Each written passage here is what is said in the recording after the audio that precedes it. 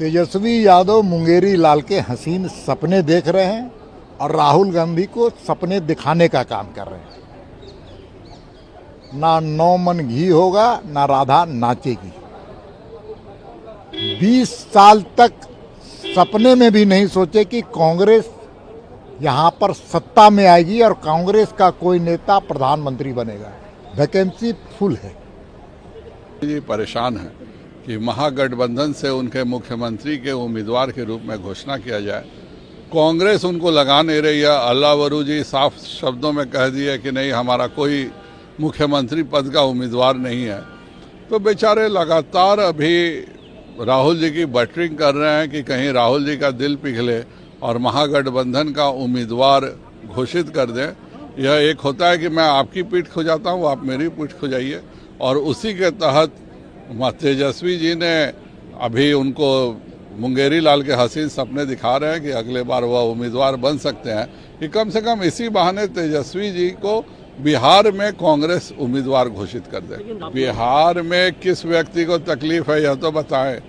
7.5 करोड़ में कुछ लोगों की फॉर्म में दिक्कत हो सकती है, पर उन 100, 200, 300 लोगों के कारण पूरे 7.5 करोड़ बिहार की जनता का अपमान करना कहीं से भी उचित नहीं है।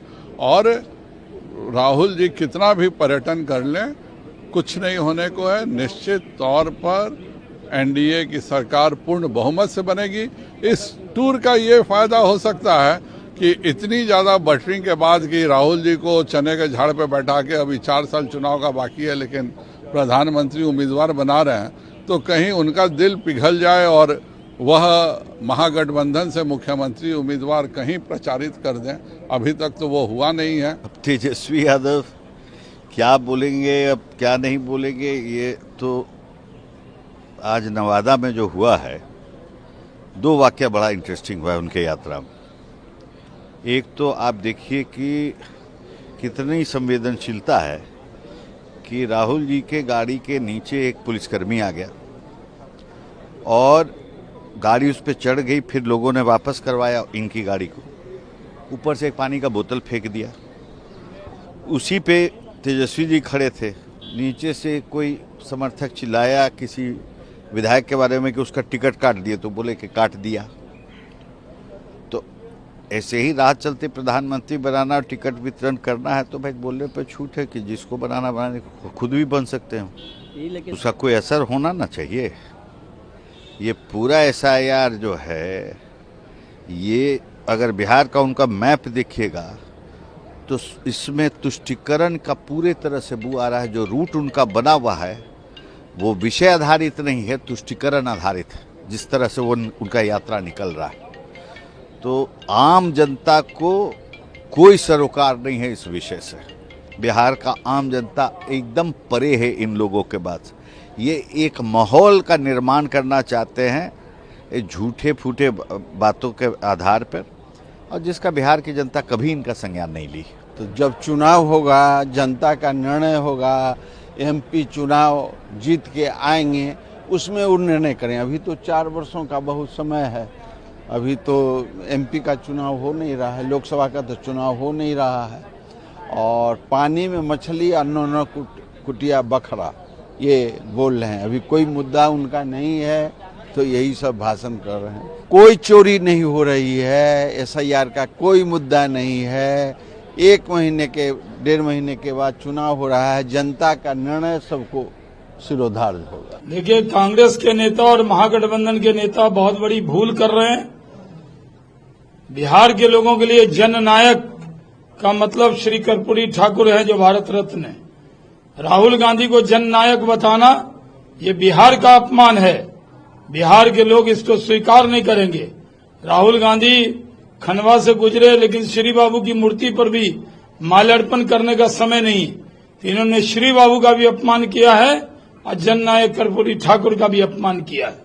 अभी चुनाव है बिहार विधानसभा का, और बात कहाँ कर रहे हैं, कुछ मतलब नहीं है। जो मन में आवे, जो मर्जी आवे बोल दीजिए।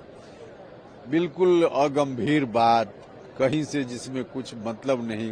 तो उस तरह का बयान है। इस तरह के बयान पर क्या टिप्पणी देनी। जिसके बारे में कह रहे हैं कि वोट की चोरी हो रही है, वहां से किसी व्यक्ति की ओर से कोई शिकायत आए कि हाँ मेरा वोट कट गया, मेरा नाम कट गया, तो जिसके यहाँ चोरी की बात की जा रही है एफआईआर करने के लिए कहीं से कोई शिकायत ही नहीं है। इन लोगों से भी जब कहा जा रहा है कि आप जो कुछ भी कहना चाह रहे हैं शपथ पत्र दीजिए और कहिए, तो इस पर कोई तैयार ही नहीं है, तो इसका क्या मतलब है? इसका मतलब है कि सिर्फ हंगामा खड़ा करें, कोई जनता के मुद्दा से इनको लेना देना नहीं है और एक्चुअल में एसआईआर जनता का मुद्दा है भी नहीं, कोशिश इन लोगों की ओर से है बनाने की, जो बन नहीं सकता है मुद्दा। वो तो 3 बार से प्रधानमंत्री हम लोग के यहाँ जो कहते हैं ना, 3 बार से प्रधानमंत्री बन रहे हैं। इस देश की जनता कभी उनको प्रधानमंत्री नहीं बनाएगी। इस देश की जनता देख चुकी है उनके क्रियाकलाप को। ये आपस में एक दूसरे को प्रधानमंत्री या मुख्यमंत्री बनाते रहेंगे, क्योंकि कोई वैकेंसी ही नहीं है, न प्रधानमंत्री के लिए है न मुख्यमंत्री के लिए है। मोटा बात यह है कि एक बात मैं जिस पर्पस के लिए आप ये पूछ रहे हैं, फिर मैं रिपीट कर रहा हूं कि एसआईआर सिर्फ बिहार में हो रहा है। ये जो प्रोटेस्ट पूरा लोग बिहार के बाहर चला रहे हैं, तो बिहार के लोगों से क्यों नहीं पूछते हैं कि उनका क्या व्यू है, एसआईआर जो हो रहा है सही हो रहा है, क्या हो गया आपका? पूरे बिहार में ये कोई मुद्दा ही नहीं है। चलिएगा ना चुनाव में, तो चुनाव में भी जब हुआ था लोकसभा का, तो यही बोल रहे थे कि संविधान खत्म हो जाएगा। इनके बात को जनता का भरोसा है क्या?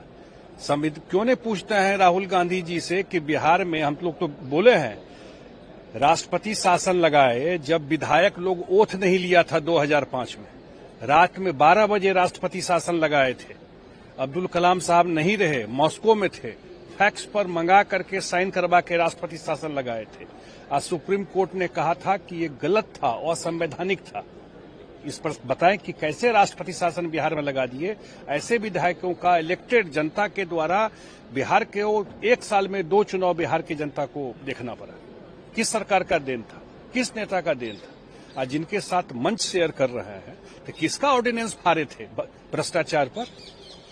अरे कहाँ ये इन लोगों का पुराना इतिहास देखिए ना, सब कुछ समझ में आ जाएगा। किसका फाड़े थे ऑर्डिनेंस भ्रष्टाचार पर? आज उन्हीं के साथ बैठ के मंच पे बैठे रहते हैं। तो इसलिए बिहार में कोई दाल गलने वाला नहीं है। मोटा बात यह है, इस लोग आपसे में प्रधानमंत्री या मुख्यमंत्री खेलते रहेंगे, समझ गए? जनता जो है वो सब समझ रही है। ये आपस में हम लोग नहीं बचपन में खेलते रहते कि तुम ये बन जाओ, तुम वो बन जाओ, तो उसी टाइप का है खेल इन लोग।